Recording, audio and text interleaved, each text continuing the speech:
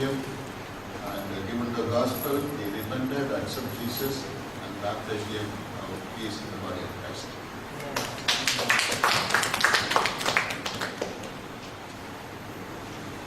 This young man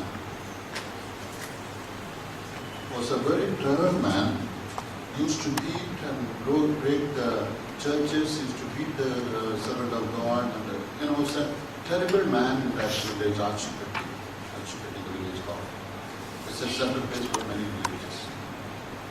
So all the pastors started praying for this man. He's giving so much harm and trouble.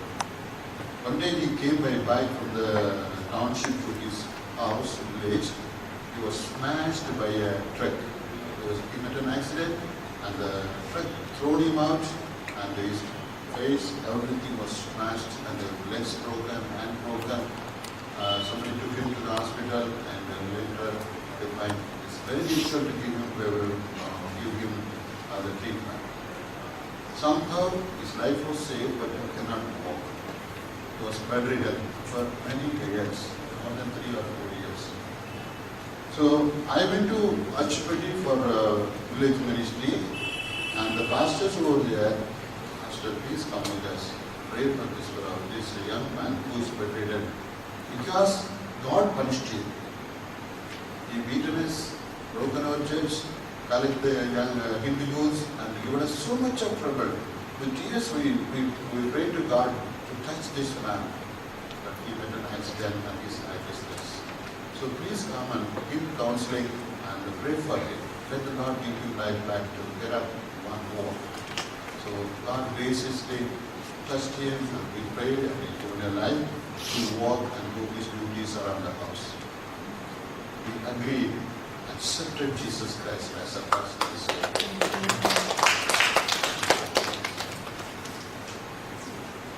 There are a lot more than that, but I don't have time to tell you.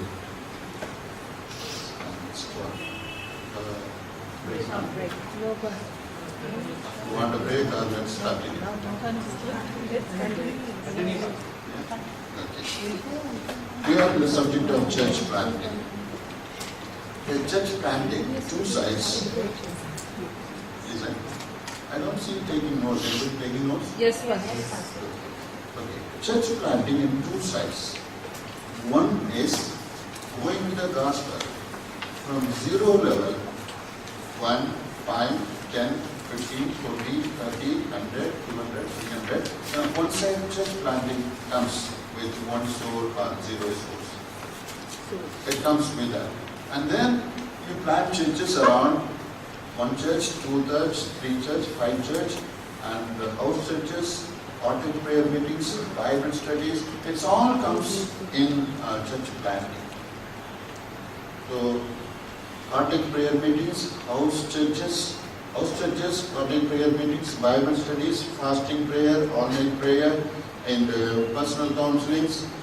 All these things comes under church planting. So one side you are evangelizing, giving gospel, and planting churches to bring souls to win and lead them to the heavenly kingdom. Another side, what you're doing is you're buying a land. Do not wait someone to come and invest and buying a land. I don't say only in the city, wherever possible. A minister try to invest your own money or some friends with the help or the help of the church, try to find the land and land registration in your name or the trust ministry, whatever you do. It has to be done with the proper government channel. Because nowadays government is so strict to see independent ones without proper land, without proper building, without, it's giving harm and trouble to the independent ones who has improper made of churches. So owned land and owned buildings. Construction, you need a place first. Second, you have to have a planning. What sort of church are you going to have? What sort of is a concrete roof or asbestos roof or what sort of wall? It's all about our planning. In Genesis, we say plan of our God.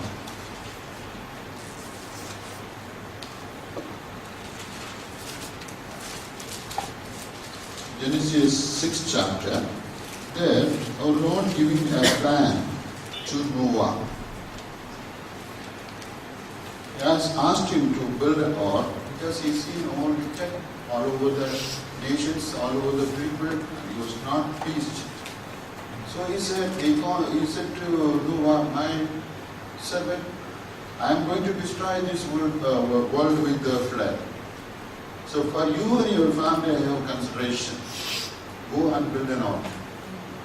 And he is giving the size, length, width, what is there. The length of the ark is 300 yards. The width of the ark is 50 yards. And the height of the yard is 30 yards. So exactly giving the planning, what you have to do. Now this ark has to build with the wood of cedar, gopher wood. Right? So he has given the material and the length, the width, and sizes, everything, the plan as given by our Lord. And not only that, you make one window. One window. Why the Lord didn't ask him to put so much window? Master has a plan, we cannot ignore it. We should not ignore it. What the Lord says, he has to do that. One window and one door. The one window, no one to see what is happening outside. Elephant or lion or tiger doesn't need to see outside. Only no one to see outside what's happening outside. And later we see he set the cow to go around and see what's happening. It came back.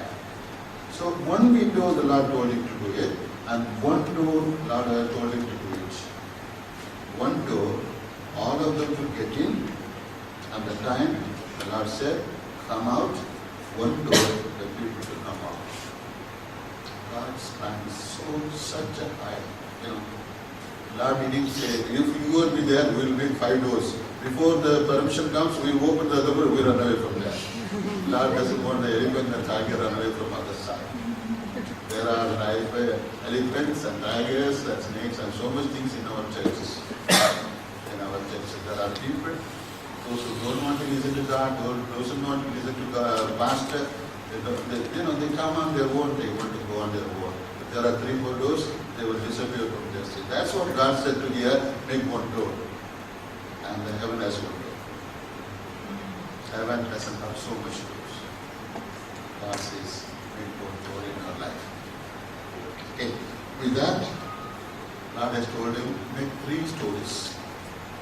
He knows where to put elephant, where to put tiger, where to put the birds, where to every creature. Master has given the plan in 3 stores. Store the food for the animals and the birds and for you. Collect everything what he needed. So Master given such an instruction and now what done? He obeyed it and he done it. We have to do what God says. So in last, he built the ark as the Lord said. He said, put tar, the waterproofing, outside the ark, and he done that to protect the ark. So Master has given such a plan for building or planting an ark. And later we see in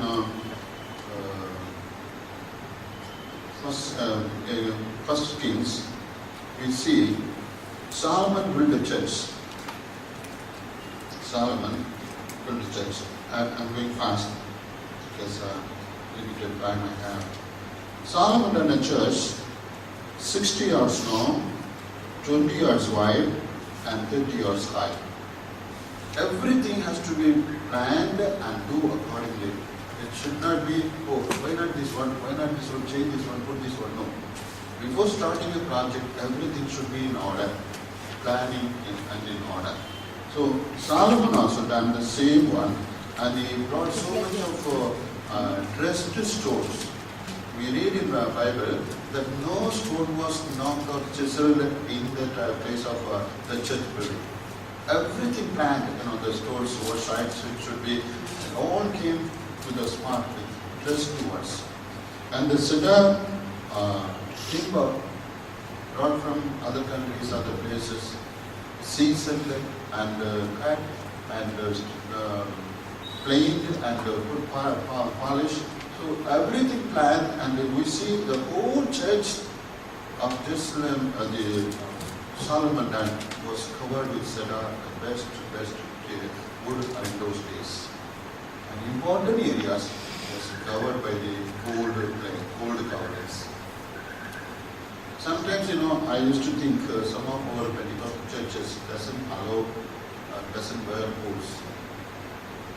They feel that it is sin against God.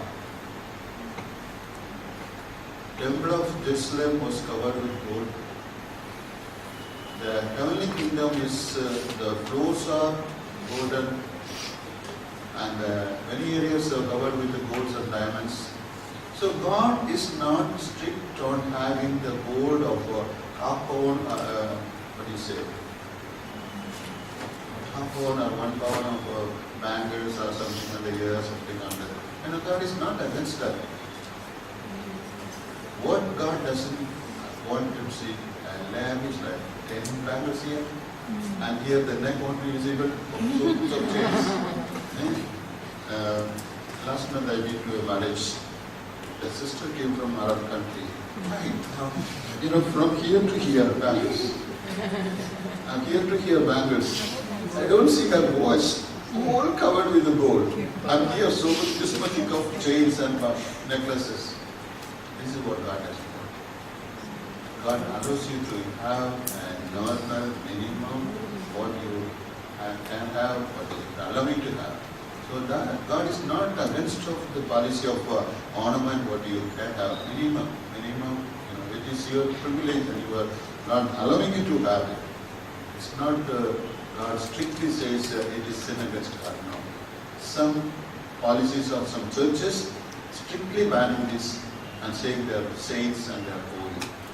Sorry for that, and it is their way of, but children of God can have a limitation of ornament or dress, whatever you have, to glorify our Lord. That is more important. Not for bad witness, to glorify our Lord to have a best testimony. Okay?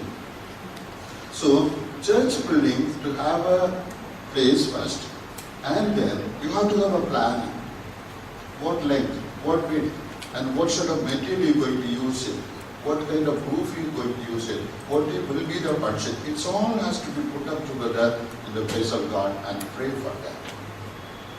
Pray for that. Now, God willing, this coming Monday, me and Andy are going to Khammam district from Hyderabad. We are going to Vijayawada to about 6 hours travel.